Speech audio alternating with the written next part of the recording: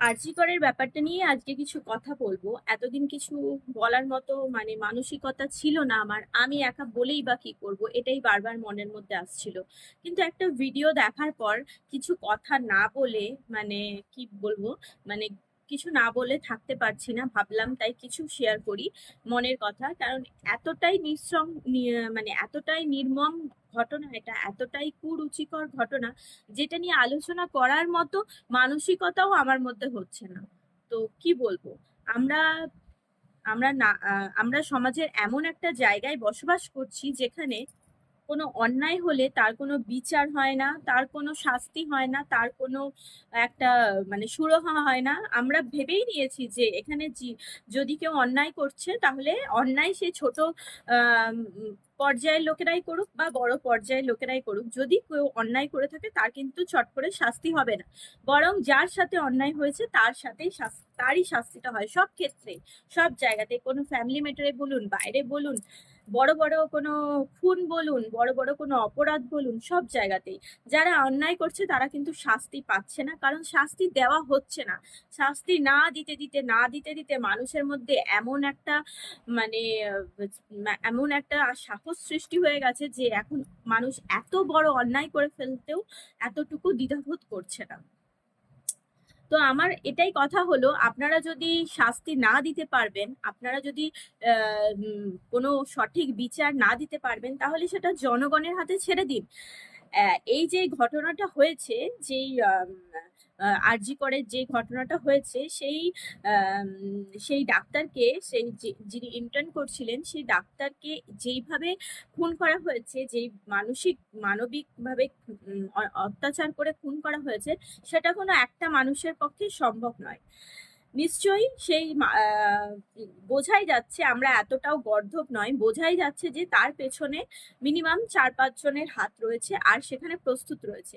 কখনোই একটা চোখ দিয়ে রক্ত বেরিয়ে যাওয়া, দুটো পা উল্টো দিকে ঘুরে যাওয়া, এরকম টাইপের কাজ, 90 ডিগ্রি অ্যাঙ্গেলে পুরো ঘুরে যাওয়া, এরকম টাইপের কাজ কোনো একটা মানুষের পক্ষে সম্ভব না। যাকে সমাজকে টুপি পরিয়ে যেই ব্যক্তিটিকে সামনে রেখে মানুষকে টুপি পরানো হচ্ছে যে ইনি করেছেন পুরো কাজটা, বাট আমরা এতটাও গর্ধব নয় যে এটা ভাববো যে সে একা করতে পারে এই কাজটা।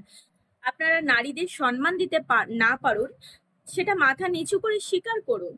এভাবে মিথ্যা কথা বলে টুপি পরানোর তো কোনো দরকার নেই, আমরা তো এতটাও বোকা নয়। মাথা নিচু করে স্বীকার করুন। মহাভারতে পঞ্চ পাণ্ডবরাও মাথা নিচু করে স্বীকার করেছিল। তারপর শ্রীকৃষ্ণ এসে সম্মান রক্ষা করেছিল। একজন শ্রীকৃষ্ণ এসে দ্রৌপদীর সম্মান রক্ষা করেছিল। তো আপনারা যদি না পারেন, জনগণের হাতে তুলে দিন, জনগণের ওপর ছেড়ে দিন। এইভাবে কোনো জিনিসটাকে ধামা চাপা দেওয়ার তো কোনো মানেই হয় না। কারণ সবাই সবটা বুঝতে পারছে, সবকিছু সবার কাছে ক্লিয়ার। শুধু আসল কালপ্রিটটা কে, আসল অন্যায়টা কে করেছে তাকে ধরে শাস্তি দেওয়া। পরিষ্কার বোঝা যাচ্ছে যে একটা মানুষের পক্ষে এতটা নির্মম মানবিক অত্যাচার করাটা সম্ভব নয়। আর এটা নতুন নয়, প্রতি বছরই এরকম স্বপ্ননীল আর এক ধরনের কিছু মৌমিতা, কিছু স্বপ্ননীল, এরকম একের পর এক আমাদের উজ্জ্বল এক একটা প্রাণ এভাবে চলে যেতেই থাকছে। আমরা তো নিজেরাই নিজেদেরকে রাজ্যের মধ্যে সেফ ফিল করতে পারছি না, সেফ মনে করতে পারছি না। যারা আপনারা এই অন্যায় বিচার করার আসনে বসে আছেন, তারা যদি বিচারই না করবেন তো কি দরকার? তারা পদচ্যুত করুন এবং জনগণের হাতে তুলে দিন। জনগণের হাতে তুলে দিন, জনগণ নিশ্চয়ই তার বিচার করবে। আর কতদিন এইভাবে মেয়েদেরকে বা এরকম স্বপ্ননীল এরকম স্টুডেন্টদেরকে অবিচার অসুরক্ষায় রাখবেন বলতে পারেন এরকম ভাবে? কতদিন আর কতদিন? আর আমার মনে হয় এরকম বিচার আমরা চাই, অনেকেই আছে। তো আমার মতো এরকম যারা বিচার চান তারা অবশ্যই প্রোটেস্ট করুন, এই ভিডিওটাকে শেয়ার করুন এবং সবার কাছে পৌঁছে দিন। এবং আমি একটা ভিডিও ক্লিপ দেখাবো, এই ভিডিওটার সাথেই আমি জুড়ে দিচ্ছি। তো সেই ভিডিওটা দেখলে আপনার রাতের ঘুম উড়ে যাবে, হাত পা শিউরে উঠবে। আশা করি এই ভিডিওটা দেখলে পরে আপনারা বুঝতে পারবেন যে মেয়েটির সাথে কিরকম ভাবে নির্মম অত্যাচার করা হয়েছিল।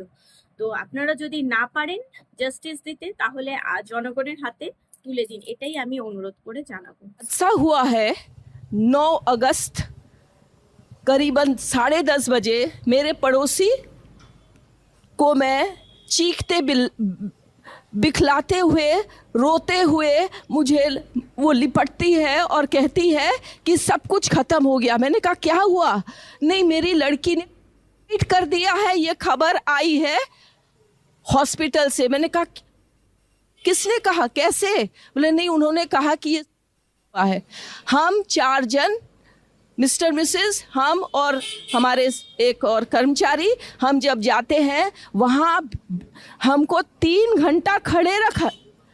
एक पेरेंट्स जिनकी बच्ची 31 इयर्स ओल्ड की ऐसी ख़त्म हो जाती है, उनको 3 घंटा खड़ा रखा और ये हाथ जोड़ती रही। माँ बाप हाथ जोड़ते रहे, हमें एक बार दिखाओ, हमारी बच्ची का मुंह एक बार दिखाओ।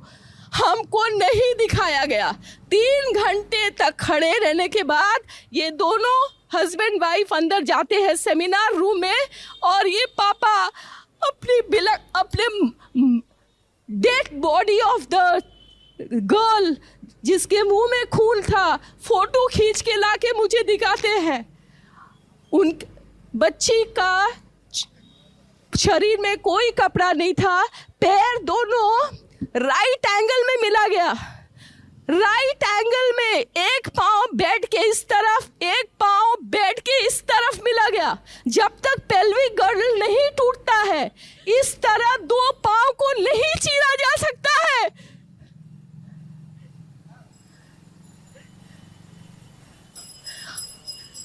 चश्मे को कूटा गया, जिसके वजह से आंखों से खून निकल गया। गले में गला दबाकर मारा गया। जो घटना और पूरा ये जो मैं बोल रही हूँ, ये पूरा पोस्टमार्टम रिपोर्ट में वायरल हुआ है। आप लोग कृपया देखिए, ये कोई मनगढ़ंत नहीं है।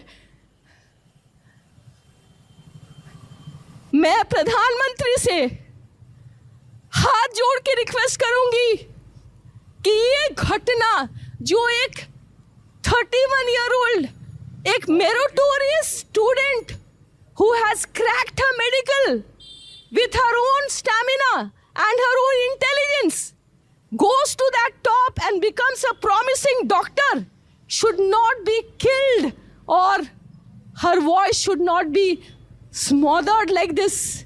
Prime Minister, if you are listening to me, Madam President, if you are listening to me, every word I utter, I promise you that not a grain of the words I utter today is a lie. I promise that every word I uttered is in the post-mortem report which is viral.